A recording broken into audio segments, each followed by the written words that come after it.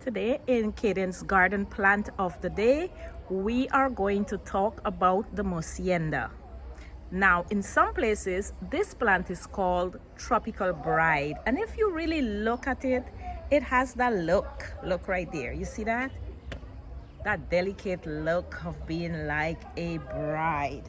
Yes, this plant for us here in the tropics, it blooms all year round. But it's just that if you notice, you will see these are big blooms, and then over here, where is it? You see like a little bloom is coming out there and another little one is coming out there. So you will have big blooms and then you will have the smaller blooms at different intervals. I have this plant in white and I have it in a peachish color here. I've also seen it in a pink, like a pale pink, and the red. But let me tell you, I've had the red and it has given me so much trouble. I had to be trying with that plant and then it eventually succumbed to the bugs, the mealy bugs. So that's not really a good one to have. The red is very susceptible to mealy bugs. The Mussaenda, if you look right here, I have both of these in full sun because I find that for them to bloom, they really like the sun. It's not much for them to bloom other than the sun and making sure that they do not dry out. They do not like to be completely dried out.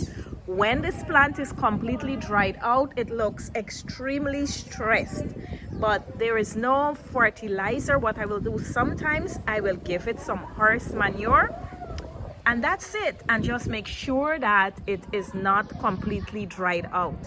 This one here needs pruning, so let's talk about how I prune this plant. So if you look right here, this is a spent bloom. So to prune, I will cut out this spent bloom right here, right there, and then I might even cut off this piece here. And once I do that, then you will see that it will start growing a new stem. For instance, if you look right here, this is like a little new stem will come up right here. So once this is spent, then you can cut right along here and get ready for the new plant. I have tried to propagate the Mussaenda by stem cutting, and that has been very unsuccessful. The best way to propagate this plant is through air layering. Now, if you know about air layering, or if you don't know, I'm just going to quickly explain it to you a little bit. So what you do is you find a nice hard stem and you are going to make a cut like right here, about 1.5 inches. Take off this outer bark and scrape it, add some rooting powder, and then just put some dirt over there. You can put it in a plastic bag and so on, and you are sure to get a new plant.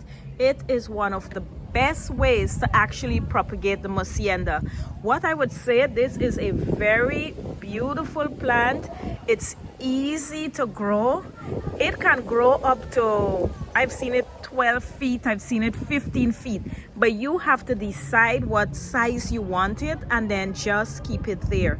For me, I really love this size right here, and I think as companion planting, they actually look really good next to palm. All right, so today the plant of the day in Caden's garden is the Mussaenda.